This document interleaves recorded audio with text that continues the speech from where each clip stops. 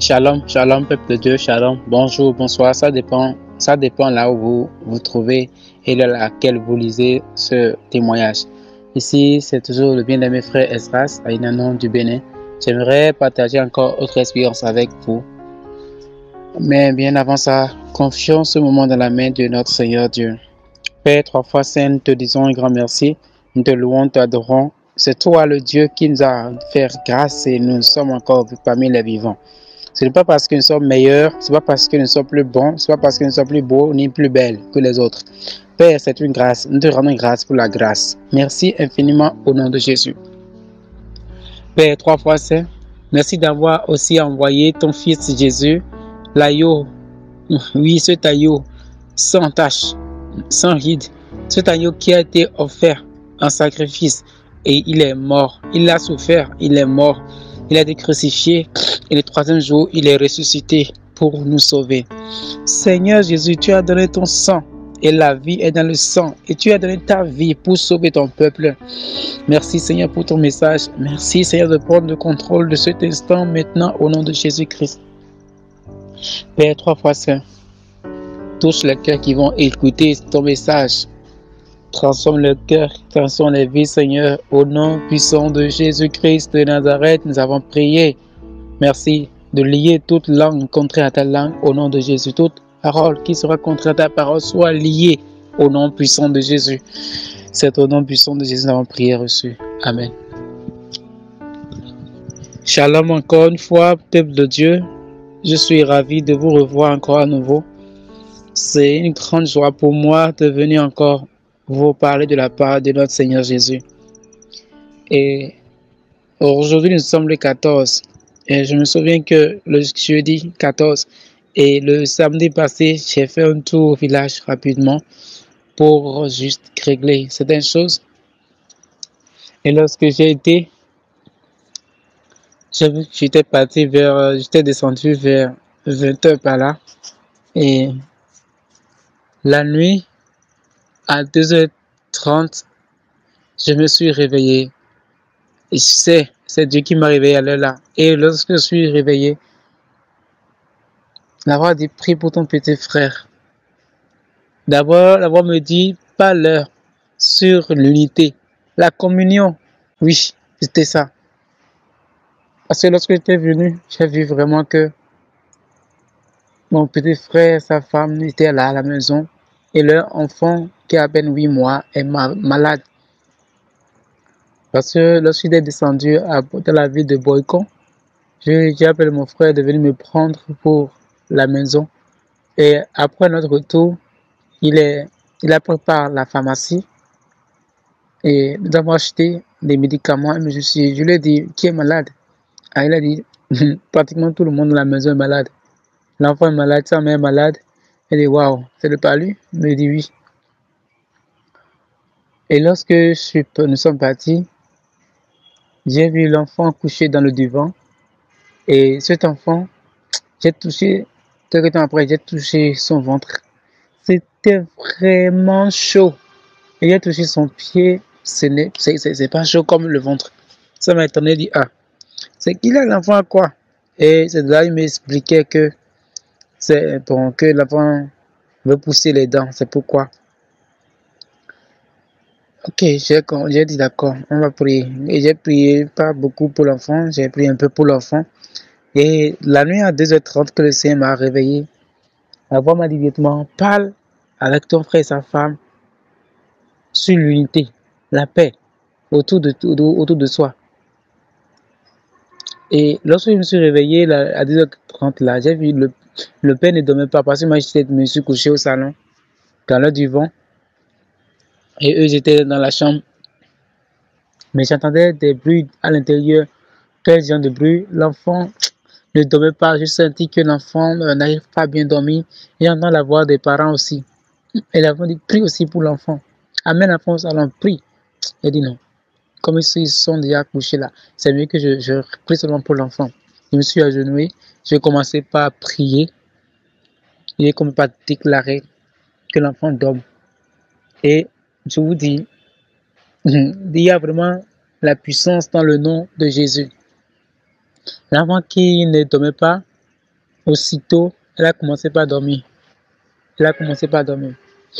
Et le lendemain, le lendemain, j'ai déjà compris le message du Seigneur, c'est de parler avec mon frère et avec sa femme sur la paix, sur la paix. La Bible déclare, chercher la paix avec tous et la sanctification sans laquelle nul ne verra la face de Dieu. Donc, avant que je ne parle avec eux, mon frère était sorti et c'est de là que sa femme me disait qu'il veut me dire quelque chose concernant mon frère. Et qui fait bagaille, genre, que ces gens n'est pas trop fidèle. J'ai compris, la femme dit en même temps, tu vois. Et lorsque la femme a commencé par me parler, j'ai voulu l'arrêter, mais tu m'as convaincu de ne pas l'arrêter, de la laisser totalement finie. Et j'ai finalement compris le message du Seigneur. Et lorsque je les ai appelés les deux, j'ai commencé par leur parler. C'est au finish que j'ai fini par comprendre que l'enfant était malade juste parce qu'ils étaient en discorde. C'est parce qu'ils n'étaient pas en paix entre eux. Et j'ai compris pourquoi le Seigneur veut que je prie pour l'enfant et que je parle avec eux sur la paix, l'unité dans le couple, car l'ennemi cherche à diviser les couples. Donc, voilà ce que je veux d'abord dire par rapport à cette première étape de ce que je veux vous dire. Et la deuxième étape, c'est passé la même nuit là, lorsque je me suis réveillé à 2h30, à 4h, j'étais pas fatigué, j'ai prié jusqu'à 4h et j'étais pas encore fatigué. Mais j'avais compris quelque chose. Cette voix audible me dit, allonge-toi, allonge-toi. Je me suis allongé à 4h. Je sais pas si c'est le sommeil ou quoi, je sais pas. Mais quelques temps après, je me suis retrouvé quelque part. Et lorsque je me suis trouvé quelque part, j'ai vu aussi des gens qui étaient là, un peu beaucoup. Et je marchais et je regardais dans le ciel. J'ai vu le nuage très blanc, blanc comme la neige. Et je regardais le nuage et ce n'est plus de nuage. J'ai vu maintenant un agneau, une brebis, très gros, joli, très blanc. C'est-à-dire, a une couleur blanche, sans tache, qui courait dans le ciel. J'ai dit, waouh, j'étais vraiment ému. Et je criais à ceux qui étaient là. Je disais, regardez ce que je vois, regardez ce que je vois, regardez ce que je vois. Et certains ont vu. Et j'ai commencé par dire, waouh, quelle merveille. J'étais vraiment ému. Je voyais que j'ai pris mon portable pour filmer. Mais je n'arrivais pas à le faire parce que ça ne marchait pas. Et j'ai remarqué que ce n'était pas le portable qui était dans ma main. Et j'entends une voix qui dit, Jésus-Christ revient bientôt, répentez-vous. Jésus-Christ revient bientôt, répentez-vous. Aussitôt que la voix cessait de le dire, je regardais toujours l'agneau qui courait dans le ciel. Et aussitôt la voix s'est tue, j'ai repris ce que la voix disait. Et ceux qui étaient là, je commence par leur dire, répentez-vous. Jésus-Christ revient bientôt, répentez-vous. Jésus-Christ revient bientôt. Et après, je me suis réveillé. J'ai vu aussi d'autres choses. Et je me suis réveillé. J'étais vraiment ému le jour-là. Je ne savais pas quoi dire. J'ai commencé par dire merci à Jésus. J'ai commencé par louer Jésus. J'ai commencé par dire merci. Et c'était le dimanche matin parce que c'était le samedi soir, la nuit du samedi soir à l'aube, c'est-à-dire à dimanche à l'aube. Et je me suis rendu au lieu de culte. J'ai été parti au village il y a un peu très longtemps, quelques mois. Et l'enseignant qui dirigeait parlait encore de l'agneau. L'agneau de Dieu. L'agneau. Il parlait de l'agneau pour la Pâque. Comment choisir? C'est-à-dire comment Dieu le dit. Dieu dit aux Israélites de mettre à part l'agneau pour l'immoler pour la fête de la Pâque. Et il parlait. La femme me dit, reste tranquille, suis. J'ai suivi. Et lorsque tout a fini, la chorale a commencé. Ils ont commencé une adoration. Franchement, c'était encore sur l'agneau. Et le cantique pour introduire le messager encore parle. N'ayons pas peur. Nous avons un Dieu vivant. Et il est avec nous. Oh Seigneur, merci. Je n'avais pas compris aussitôt le message. J'ai commencé par prier, Seigneur, confie-moi ce que tu veux que je partage avec ton peuple. Et de là, j'ai compris que le Seigneur nous parle de la repentance. Oui, oui. Cette semaine, c'est une semaine pascale pour nous tous les chrétiens. Et c'est la plus grande fête que nous devons même fêter. Et ici, lorsqu'on veut fêter, l'agneau est préparé à l'avance, sans tache, sans maladie. On le met à part. Et le jour, on sacrifie cela. Voilà. Et permettez-moi rapidement de lire quelque chose rapidement dans la parole de Dieu. Nous avons reçu de la part du Seigneur à travers le témoignage de Jean Baptiste dans le livre de Jean 1, verset 29. Dit, voici l'agneau, on dit le lendemain, Jésus-Christ, je paraphrase, Jésus-Christ venait à lui et dit, voici l'agneau de Dieu qui ôte le péché du monde. Et lorsqu'on parle de l'agneau de Dieu, qu'il nous souvienne bien que les Juifs utilisaient très couramment un agneau pour le sacrifice. C'est un agneau qu'on sacrifiait le jour de la Pâque. Et si nous revoyons, si nous lisons Exode 12, du verset 1er au verset 28, nous avons compris que c'est là que la Pâque a commencé. La première Pâque a été célébrée lorsqu'ils étaient encore en Égypte. Et là, Dieu leur demandait quoi? Dieu leur demandait de manger les pains sans levain. Et si nous ramenons, c'est-à-dire c'est des choses qui devaient arriver, c'est-à-dire c'est des choses qui doivent arriver, qu'on voyait déjà dans l'Ancien Testament, c'est-à-dire c'est la lumière des choses qui doivent venir. Lorsque nous analysons un peu, on dit l'agneau sans défaut, et c'est Jésus-Christ qui est cet agneau. Maintenant, le Seigneur nous demande à ce que nous soyons comme un pain, des pains sans levain. Parce que lorsque nous voulons vraiment fêter la Pâque, nous devons écouter ce que Dieu dit. Fêter, prendre le pain sans levain veut dire quoi? Aujourd'hui, nous représentons, c'est-à-dire en quelque sorte ce pain sans levain. Je veux dire notre vie de sanctification. Parce que ce levain dont la Bible nous parlait, ça fait lever le pain. Maintenant, aujourd'hui, lorsque nous ramenons à notre temps, si on parle maintenant de levain, les pains sans levain, on veut parler maintenant de notre vie de sanctification. Nous devons nous dépouiller de tout péché. Nous devons nous repentir de toute iniquité avant d'aller à la table du Seigneur. C'est pourquoi j'ai compris le message de Dieu. Repentez-vous, car l'agneau de Dieu a été offert. Et cet agneau qui est Jésus, il revient bientôt pour prendre son église. Bien-aimés frères, bien-aimés sœurs, le message du Seigneur nous appelle à la repentance. Toi, comment te prépares-tu pour fêter la Pâque? Je vais nous lire rapidement dans le livre de Ésaïe 53, verset 7. Il est écrit, on l'a fait souffrir, mais il a accepté cela. Il a gardé le silence, comme un agneau qu'on amène à l'abattoir, comme un mouton qui ne crie pas quand on lui coupe la laine. Il a gardé le silence.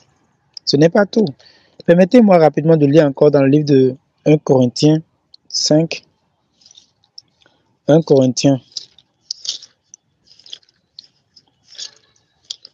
5, verset 7. Enlevez le vieux levain du péché pour devenir pur. Je reprends. Enlevez le vieux levain du péché pour devenir pur. Alors vous serez comme une pâte nouvelle et sans levain, ce que vous êtes déjà. En effet, le Christ a été offert en sacrifice comme notre agneau de Pâques. Ici, Paul écrit cette lettre à l'église de Corinthe pour leur dire simplement d'enlever le vieux levain du péché pour devenir pur. Donc, ici, aujourd'hui, si on doit parler d'un pain sans levain, on doit parler de notre vie. Toi, chrétien, toi, chrétienne, est-ce que tu t'es dépouillé déjà de tous tes péchés? Ou bien continue toujours de vivre dans le péché? Alors laisse-moi te dire que tu es en train de fêter simplement la fête de la Pâque avec du pain qui contient du levain. Or, Dieu nous a dit de ne pas fêter cette fête-là avec du pain qui contient du levain. Et j'ai bien dit que nous devons ramener notre vie à ce pain-là. Et ce pain, c'est quoi? C'est notre vie. Et lorsqu'on dit le pain sans levain, c'est notre vie sans péché. Et Paul le confirme encore ici dans le livre de 1 Corinthiens 5, verset 7. Bien-aimés frères, bien-aimés sœurs, le Seigneur nous appelle à la repentance. Il nous lance un appel à la repentance pour que nous nous donnons entièrement à lui. Bien-aimés, bien-aimés, le retour de notre Seigneur Jésus-Christ est très proche. Ce que j'ai vu ce samedi matin, j'allais dire ce dimanche matin, dans l'intervalle de 4h et 5h, bien-aimés frères, bien-aimés sœurs, ça m'a tellement ému et ça me donne même la tristesse. Pourquoi? Parce que nous, enfants de Dieu, nous refusons d'obéir à la voix du Seigneur. Et nous avons choisi notre propre chemin. Et nous avons dit non, nous ne voulons pas suivre ce que le Seigneur dit. Lorsque le Seigneur dit repentance, nous disons non, nous préférons faire ce que nous voulons. Bien-aimés frères, bien-aimés sœurs, faisons beaucoup attention, car l'agneau de Dieu a été offert pour racheter le monde pour Dieu.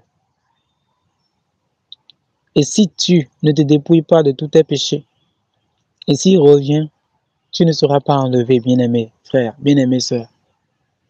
Je nous convie à écouter vraiment ce passage et prier pour demander l'orientation de Dieu par rapport à ça. Oui, ce message concerne tout le monde. Peut-être que tu n'as jamais donné ta vie à Jésus et tu es tombé sur ce message. Sache que Jésus-Christ t'aime. Il veut que tu sois sauvé. Alors donne ta vie à Jésus, tu seras sauvé. Ou bien toi, tu as donné ta vie à Jésus, mais ta vie, la vie quotidienne que tu vis, que tu mènes, ne reflète pas de tout la gloire du Seigneur. Alors réponds-toi. Reviens à Jésus. Abandonne-toi à lui entièrement et laisse-lui te diriger. Laisse Jésus te diriger et tu seras sauvé. Tu seras sauvé. Bien, aimés frères, bien aimés sœurs. Je lis rapidement dans le livre d'Apocalypse, chapitre 5, et le verset 9. Il chante un chant nouveau. Tu es digne de prendre le livre et de défaire ses attaches. Oui, tu as été offert en sacrifice. Avec ton sang, tu as racheté pour Dieu des gens de toutes tribus et de toutes langues, de tous les peuples et de tous les pays. Tu les as offerts à Dieu. Tu as fait d'eux les membres du royaume de Dieu. Tu as fait d'eux des prêtres pour servir Dieu, et ils seront rois sur le monde entier. Verset 12. Ils chantent avec force. L'agneau sacrifié est digne de recevoir puissance, richesse, honneur, force, honneur, gloire et louange. Et j'entends aussi tout ce que Dieu a créé dans le ciel et sur la terre, sous la terre et sur la mer. Tout ce qui existe dans le monde chante louange, honneur, gloire et pouvoir pour toujours à celui qui est assis sur son siège royal, ainsi qu'à l'agneau. Amen. Nous célébrons la Pâque. Et je vous ai déjà dit dans le livre de Corinthiens que Paul nous a expliqué clairement que Christ est notre Pâque. Je dis bien, Christ est notre Pâque. Et Christ est cet agneau qui ôte le péché du monde. L'agneau de Dieu qui ôte le péché du monde. Et il a été offert vraiment en sacrifice. Bien-aimé, la repentance. La repentance.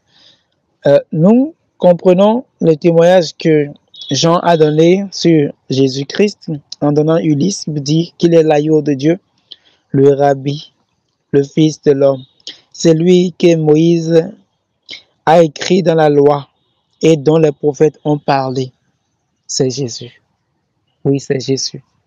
Bien-aimé, c'est Jésus. Et sans lui, vous ne pouvez pas être sauvé. Sans Jésus, vous ne pouvez pas être sauvé. Et il revient vraiment. Il nous appelle à la repentance. Repentance. Bien-aimé frère, repentance. Bien-aimé sœur, repentance. Répands-toi de tes péchés. Et voici encore d'autres témoignages qui confirment.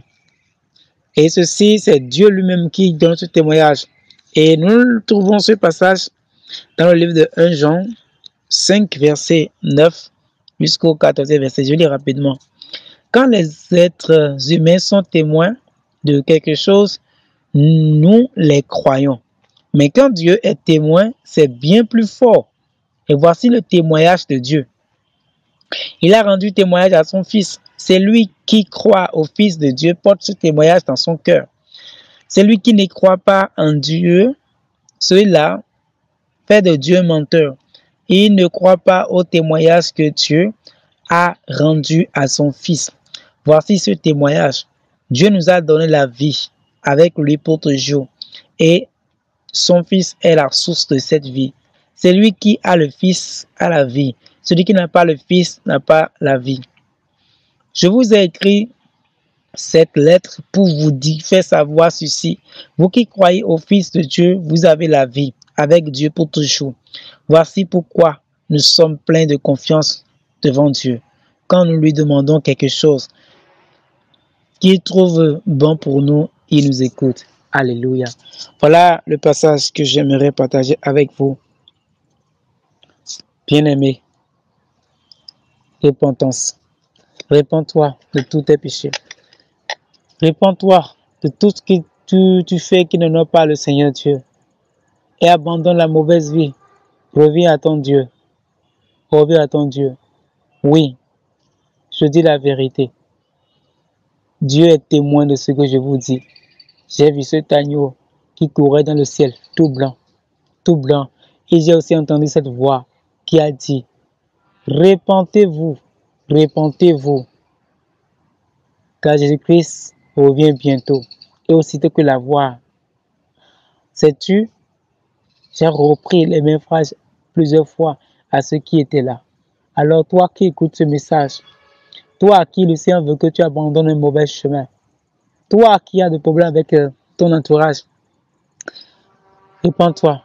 Pourquoi j'ai encore parlé, j'ai donné le petit témoignage de mon petit frère dedans, parce que j'ai compris que je dois ajouter ça là aussi, parce que beaucoup dans les églises sont divisés dans le cœur.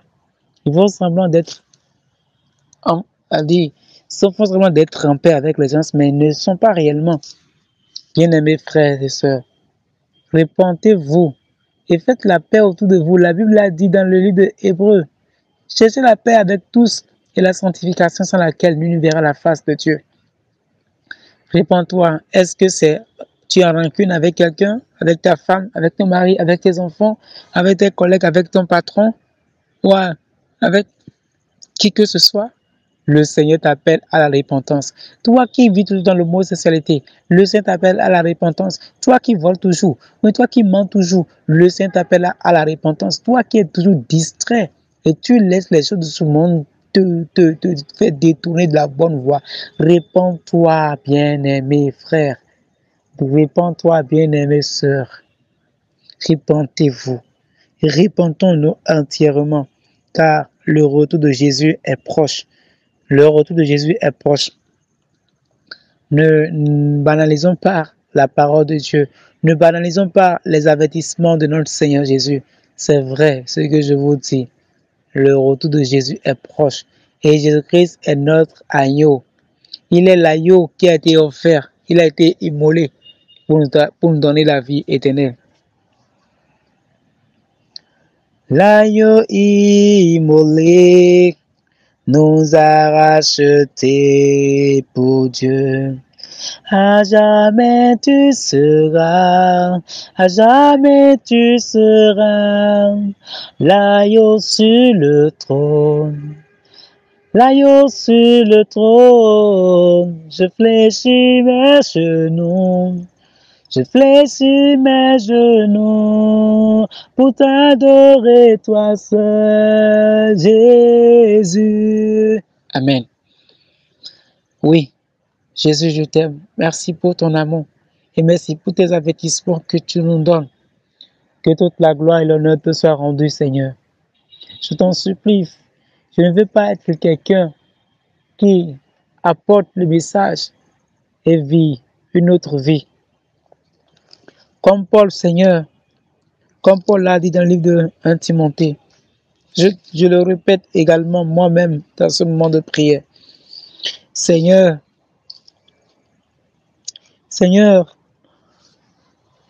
Paul dit, je traite mon corps durement, j'en suis totalement maître. Sinon moi qui ai annoncé le message aux autres, je risque ensuite d'être éliminé. Seigneur, c'est vrai que j'ai donné ton message que tu m'as confié. Mais si moi-même je n'applique pas, je risque ensuite d'être disqualifié. Je ne veux pas être disqualifié, Seigneur. Donne-moi la force. Et donne la force à celui qui m'a écouté. Donne la force à celle qui m'a écouté et qui a pris ça au sérieux, Seigneur. Je prie afin que tu transformes nos vies au nom de Jésus et que nous nous accrochons à toi entièrement, Seigneur. Façonne-nous, Seigneur, que nous vivons une vie sainte de sainteté, une vie de sanctification, que nous nous dépouillons de tout péché au nom puissant de Jésus et que nous soyons entièrement à toi, Seigneur. Merci de bénir ce message. Merci, Seigneur, d'arroser ce message et que toutes les mauvaises semences que l'ennemi va mettre pour nous distraire ou bien qui va ajouter pour nous endurcir le cœur, je déclare, Seigneur, que ces mauvaises semences soient maintenant détruites au nom puissant de Jésus. Merci de bénir ta parole. C'est au nom de Jésus que nous avons prié reçu. Amen. Allons bien, aimés, que le Seigneur soit avec chacun de nous et qu'il nous aide, qu'il nous conduise dans sa gloire au nom de Jésus. Prépare-toi pour le retour de Jésus.